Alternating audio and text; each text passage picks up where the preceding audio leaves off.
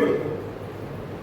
त्या काळातली परिस्थिती मधुदंडोते साहेब होते किंवा बॅरिस्टर नागपूर होते, त्यावेळीची परिस्थिती आणि आजची परिस्थिती याच्यामध्ये फार मोठा फरक आहे.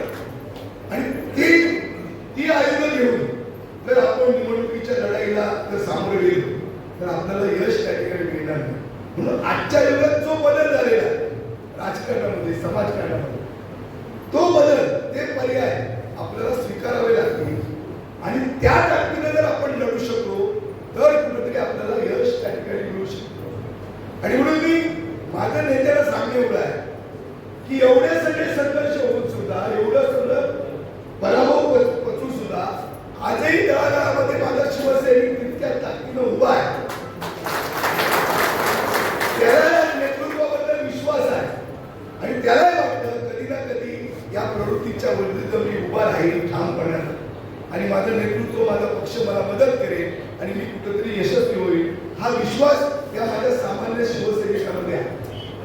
मग त्या ठिकाणी आपल्याला नेमक्या काय उपाययोजना करायला लागतील, कशा पद्धतीने यश हे सातत्य टिकवावं लागेल.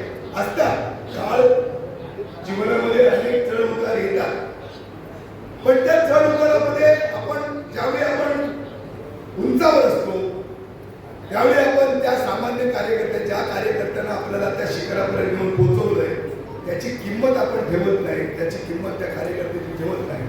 आणि म्हणून आपण चढावावर परत खाली उतारावर येतो आणि त्या उतारावर सुद्धा असताना जो कार्यकर्ता आपल्याबरोबर प्रामाणिक असतो त्याची तरी किंमत आज तरी त्या ठिकाणी झाली पाहिजे.